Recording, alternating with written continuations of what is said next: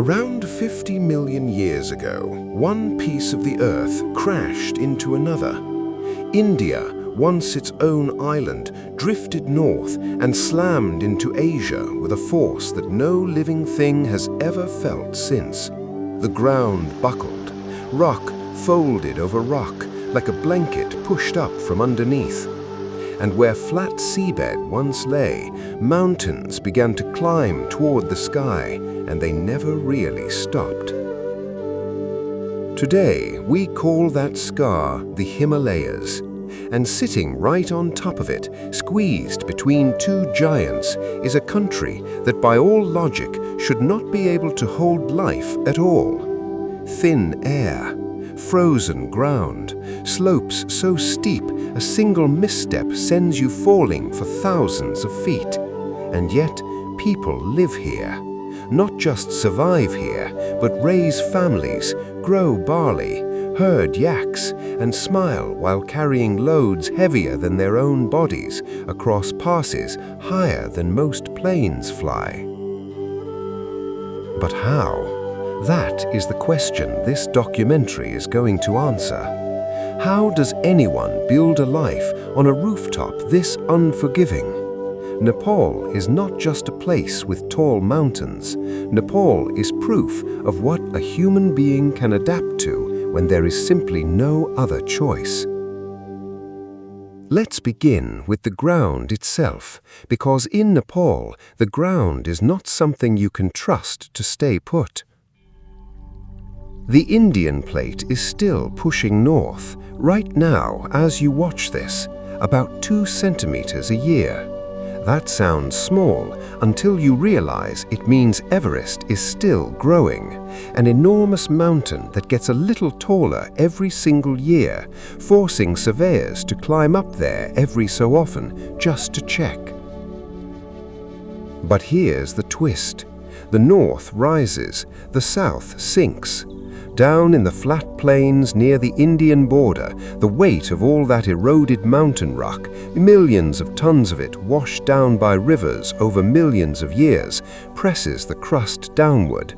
So in one single country, the Earth is doing two opposite things at the same time, rising here, sinking there. Nepal is being stretched like dough between two hands that refuse to agree. That restlessness carves the land into shapes that look almost impossible. Take the Kali Gandaki Gorge. It cuts more than 5,000 meters straight down, deeper than the Grand Canyon, and locals here do not call it just a canyon. They call it a path walked by gods. Inside its walls sit ancient sea fossils, proof that this valley was once ocean floor before it got shoved up into the sky. And because the land refuses to sit still, it refuses to let one kind of nature dominate either. Travel 200 kilometers, about a morning's drive if the roads cooperate, and you go from steamy jungle where tigers stalk through elephant grass to alpine desert where snow leopards move like ghosts across the rock. Nowhere else on the planet do you find that range packed into such a tight space. It is as if nature couldn't decide what kind of country to build, so it built all of them at once, stacked on top of each other like layers of a cake nobody planned properly. Now, land this brutal should keep people out. Instead, it did something stranger. It changed them. Generations of families living above 3,000 meters have bodies that work differently than yours or mine. Larger lungs, blood that carries oxygen more efficiently. Scientists studying human adaptation actually call certain highland populations here a living case study in evolution happening in real time, not over millions of years, but within a few thousand. When you watch a Sherpa porter jog up a mountain pass at 5,000 meters carrying a load that outweighs his own body, that is not just training. That is biology rewriting itself to survive a place that was never supposed to hold a village. And villages there are. hundreds of them tucked into folds of rock where you would swear nothing could grow. Terraced fields cut into hillsides so steep that from a distance they look like green staircases climbing toward the clouds. Every one of those terraces was carved by hand, generation after generation, moving stone by stone so that rain would not simply wash the topsoil straight down the mountain. More than 120 ethnic groups call this country home, speaking over 120 languages between them. In most parts of the world, that kind of difference breeds conflict. Here, somehow, it builds something closer to a mosaic. Hindu temples stand a few footsteps from Buddhist stupas. Prayer flags flutter above shrines to Shiva. Monks in saffron robes walk past bells ringing for entirely different gods, and nobody seems to find that strange. It is less a country of separate cultures living side by side, and more a country where those cultures grew into each other, the way tree roots grow around a rock rather than through it. Nepal was never colonized. While nearly every neighbor around it fell under foreign rule at some point, this small mountain nation held on. The British Empire tried. They called it, with a kind of grudging respect, the land too high to conquer. Geography itself became the wall no army could climb, and inside that wall, an old, unbroken sense of identity survived, one that most of the region lost centuries ago. Even time moves differently here. Nepal runs on the Bikram Sambat calendar, which sits about 57 years ahead of the one most of the world uses. Land in Kathmandu on a day when your phone says 2026, and for the people around you, it is already the year 2083. Step off the plane and you have somehow skipped ahead in time, in a country that still moves, in many ways, at the pace of the century before last. Descend from the high passes and you land in Kathmandu, and at first it feels like nothing but noise.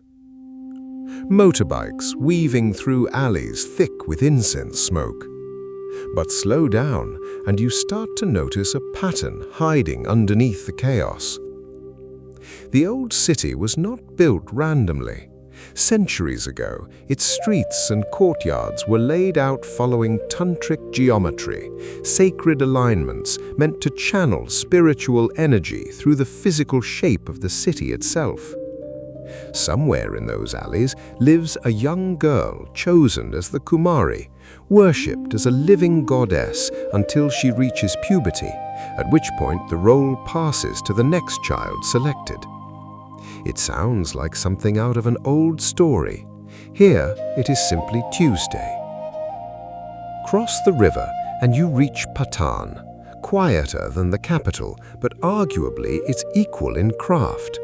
For over 1,000 years, bronze casters and wood carvers here have produced work so detailed that modern engineers still cannot fully explain how it was done without the machines we rely on today. Those same techniques get passed down still, father to son, hidden behind ordinary-looking courtyard doors. Then there is Bhaktapur, which does not just preserve the past, it seems to keep living inside it. Pottery wheels spin in open courtyards the same way they did centuries ago. Grain dries on rooftops under the afternoon sun. And the buildings themselves hide a secret most tourists walk right past. Ancient builders here figured out how to construct brick structures with enough flex to survive an earthquake, bending instead of collapsing, a trick modern engineers now study seriously. The five-tiered Nyatapola temple has stood through disasters that flattened newer buildings around it, built with nothing but wood, stone, and patience. Travel west and the land tells a different kind of story, one about unity rather than devotion. Gorkha looks, on the surface, like any other quiet hill town wrapped in mist. But this is where the idea of a unified Nepal was born, in the early 1700s, when a young king dreamed of stitching dozens of scattered kingdoms into one nation. This same town gave the world the Gurkha soldiers, fighters whose courage became legendary enough to earn them a place in armies across the globe, from British regiments to United Nations peacekeeping forces. Walk through Gorkha today and it feels peaceful enough, but that discipline, that quiet toughness still runs through the place like a current under still water. Head further into the wild and you find the Manaslu circuit, tracing a path around the world's 8th highest mountain. In less than 200 kilometers, you pass through bamboo forest, then rice terraces, then barren high-altitude desert, crossing through more climate zones than most countries contain in their entire territory. Villages along the route still follow centuries-old Tibetan traditions, prayer wheels spinning constantly in the wind, mani walls carved with mantras stretching for hundreds of meters. Cross the Lakya Pass at over 5,000 meters and the air gets so thin that every breath becomes something you actually notice, something you have to work for. Then there is Annapurna, whose base camp sits inside a natural bowl carved by glaciers over thousands of years, ringed by peaks that punch through 8,000 meters into open sky. Trekkers who make it here describe waking above the tree line, the air so sharp it stings a little, watching first light hit the face of Annapurna itself, a mountain whose name literally means goddess of nourishment. Every expedition here begins with a prayer, not for a successful summit, but simply for a safe return home. That tells you everything about how seriously this mountain is respected. Not far off sits Poon Hill, reached by an early morning climb from the sleepy village of Goripani. Stand there before sunrise and watch the entire Annapurna and Dhaulagiri ranges catch fire with gold light, a 360-degree wall of Himalayan giants. Hundreds of strangers stand together in total silence for this. No phones raised, no chatter, just people watching the sky do something words cannot really capture. Nearby, the village of Gandruk shows what daily survival actually looks like up here. Home to the Gurung people, it runs partly on solar power now, blending old-world hospitality with new-world resilience. Guests can stay in family-run lodges, learn to weave, and watch folk dances performed the same way they have been for generations. Proof that surviving in the mountains does not mean staying frozen in time. It means adapting constantly without losing who you are. Push higher and you hit Manang, a wind-swept valley over 3,500 meters where trees simply give up and the land turns to dust and cliff. Once a stop on the old salt and spice trade routes between Nepal and Tibet, it is still home to farmers growing barley in impossibly thin air and monks studying in monasteries perched on rock ledges above the town.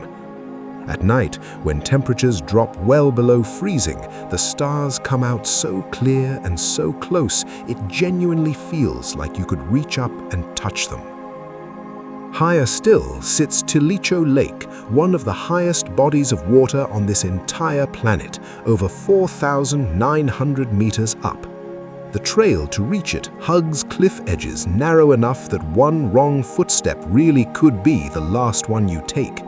But the water waiting at the end, fed straight from melting glaciers, is so pure that scientists studying it compare it to liquid crystal. Local legend ties it to the Hindu epic the Ramayana, claiming it formed where a god's thunderbolt struck the mountain.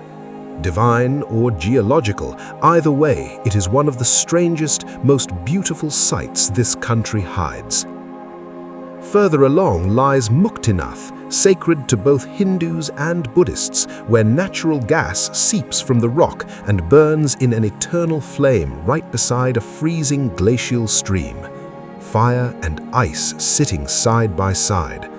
Locals see it as a symbol of opposites uniting, and honestly, standing there, it's hard to argue with them. And beyond that gate lies Upper Mustang, once called the Forbidden Kingdom, closed to outsiders for centuries. The landscape here looks lifted from another world entirely. Eroded cliffs, wind-carved towers, and caves cut into vertical rock faces hiding manuscripts over 1,000 years old. At its heart sits Lo Mun Fang, the old walled capital, where the last king of Mustang ruled until as recently as 2008. The monarchy ended, but locals still treat him with the reverence of a spiritual leader. Because in Nepal, tradition rarely dies. It just quietly adapts to whatever comes next. Drop back down toward Pokhara, and the whole world softens. Green hills, warm air, lake water so still it holds a perfect mirror image of Machapuchare, the fishtail mountain, hanging upside down on its surface. Underneath this calm city lies something few visitors ever see, a network of caves and sinkholes carved by underground rivers over millions of years. Hidden temples like Gupteshwar Cave tucked beneath the streets themselves. On Fewa Lake, fishermen still glide across the water in wooden boats the same way their grandfathers did, past the small island temple of Tal Barahi, reachable only by boat. The lake is slowly shrinking, filled in bit by sediment washed down every monsoon season, and conservationists fight a quiet, ongoing battle to keep it alive. For now, at sunrise, when mist rolls across the water and temple bells ring somewhere in the distance, it still feels like it will last forever.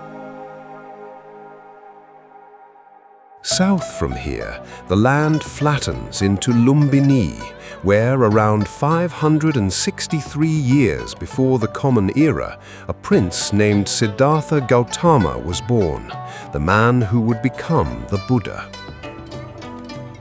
The site itself is humble, gardens, ponds, old brick foundations, but inside the Maya Devi temple, a glass floor marks the exact spot of his birth. More than 25 monasteries built by different nations now stand around it, a strange kind of global unity built from one small birth in one quiet corner of the world.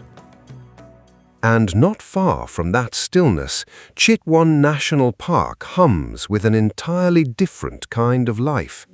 Elephants, one-horned rhinos, Bengal tigers, and over 500 bird species share nearly 1,000 square kilometers of jungle with the Tharu communities who have called this land home for generations, building their houses from mud and grass so they blend straight into the landscape around them. Nepal is not only mountains, it is one of the most biodiverse patches of ground anywhere on this planet, and Chitwan proves it every single day. But eventually, every story about Nepal has to climb back up, because that is where the country's most brutal test of survival lives. Everest rises 8,848 meters into the sky. And yes, it is still growing, still being pushed a few millimeters higher every year by the same tectonic force that built it 50 million years ago. Since Edmund Hillary and Tenzing Norgay first reached its summit in 1953, hundreds of climbers attempted each season, and roughly 1 in every 100 who reach the top never make it back down. Along the route lies a place climbers call Rainbow Valley, named not for beauty, but for the bright-colored gear worn by those the mountain kept for good. Getting there is its own kind of gamble.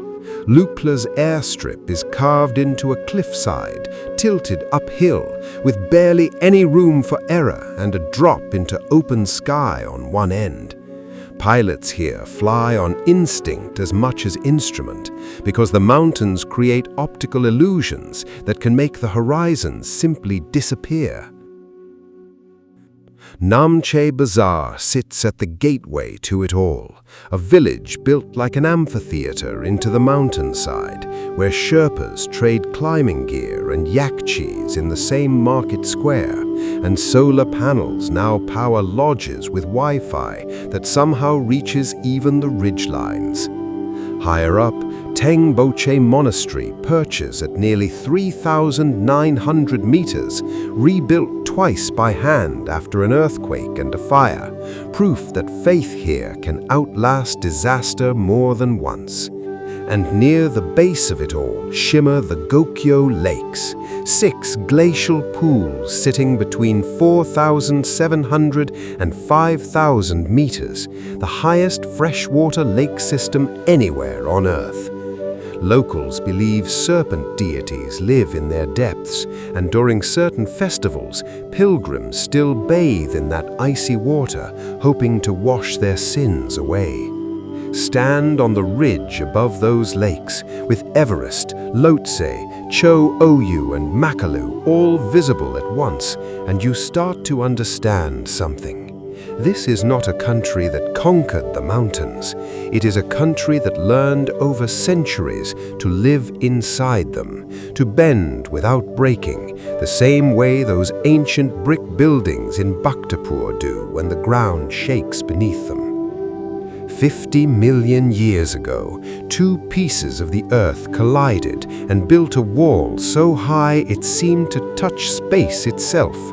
And instead of keeping people out, that wall became a home, a hard one, an unforgiving one, but a home all the same, where every breath at altitude is earned, every terraced field is carved by hand, and every village clinging to a cliffside is a quiet, ongoing act of defiance against a landscape that never once made it easy. That is Nepal. Not a place that survived the Himalayas by accident, but a people who turned survival itself into a way of life. If you like this video, click here or here for more videos like these.